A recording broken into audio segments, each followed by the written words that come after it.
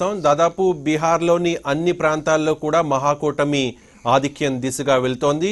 8 జిల్లాల్లో చూసుకుంటే బీజేపీ కూటమికి ఒక్క స్థానంలో కూడా మెజారిటీ రాని పరిస్థితి ఉంది. హ్యాట్రిక్ ముఖ్యమంత్రిగా నితీష్ కుమార్ రాబోతున్నారు. ముఖ్యమంత్రి అభ్యర్థిని ఎవరో ప్రకటించకుండా వెళ్లడం బీజేపీకి ఒక మైనస్గా చెప్పొచ్చు. గట్టు రామచంద్రరావు గారు టీఆర్ఎస్ సీనియర్ నాయకులు మనతో జాయిన్ అయ్యారు. నమస్తే సార్. చూస్తున్నారు, నెక్ టు నెక్ ఉంటుందని చెప్పి అందరూ భావించారు. కానీ ఇప్పుడు చూసుకుంటే కనుక 157 కంటే ఎక్కువ స్థానాల్లో మహాకూటమి ఆధిక్యంలో వెళ్తోంది, లీడ్లో ఉంది. ఏం చెప్తారు?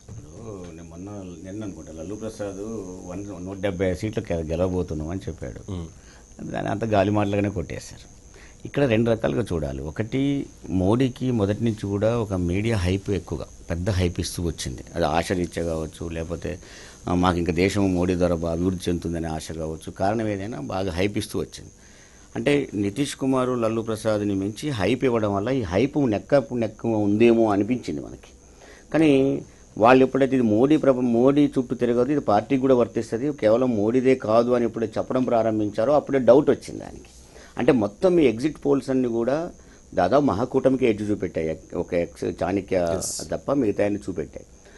ఏది ఏమైనా ఇక్కడ జరుగుతున్నది ఏంటంటే యూపీఏకి భిన్నంగా ఎన్డీఏ ఏదన్నా ఫలితాలు ఇస్తుందేమో, మంచి చేస్తుందేమో ఆశించిన మాట వాస్తవం ప్రజలు. అందుకనే కోalition గవర్నమెంట్ నుంచి భిన్నంగా ఏకఛత్రాధిపత్యంగా ఒక పార్టీకి అప్పచెప్పారు. అంటే ఉదాహరణకు బ్లాక్ మనీని వెనక్కి తీసుకొచ్చేసి ఇంటింటికి 75,000 రూపాయలు పనిచేస్తామని చెప్పడంలో కానివ్వండి, లేదు ప్రతి విషయానికి వచ్చినప్పుడు మోడీ 3 సార్లు గుజరాత్ ముఖ్యమంత్రిగా అయ్యాడు కాబట్టి అక్కడి నుంచి ఆ విధంగా పాలన దేశవ్యాప్తంగా వస్తుందని ఆశించిన మాట వాస్తవం. అయితే ఇక్కడ లాస్ట్కి వచ్చేసరికి ఏమైందంటే సామాజిక వర్గాల ఘర్షణని పెంచారు. 2, యూపీఏ కంటే భిన్నంగా ఎన్డీఏ లేదు అనే ఒక వాతావరణాన్ని వచ్చింది. సామాజిక వర్గాల ఘర్షణ కాడికి వచ్చేసరికి ఏంటి అంటే ఇప్పుడు ఇంతకుముందు రిపోర్టర్ చెప్పినట్టు ఇక్కడ గెలిస్తే పాకిస్తాన్లో అంటే కావాలని కాన్షియస్గా మత వద్దనుకున్నా. అంటే మోడీ విషయంలో మతానికి భిన్నంగా ఫ్లెక్సిబుల్గా ఉంటాడు అనే వాతావరణం నుంచి బీజేపీ తన జనరల్ సహజ లక్షణాలను వదులుకోవడం లేదు, వదులుకున్నదనే అభిప్రాయం నుంచి వదులుకోలేదనే అభిప్రాయాన్ని నెట్టబడతా ఉంది. దాంతో ఇప్పుడు జరిగేది ఏంటంటే మళ్ళీ సేమ్ అలాగే వస్తుంది. మన భారతదేశం ఎప్పుడు కూడా లౌకిక తత్వానికి ఎక్కువగా ప్రిఫరెన్స్ ఇస్తుంది.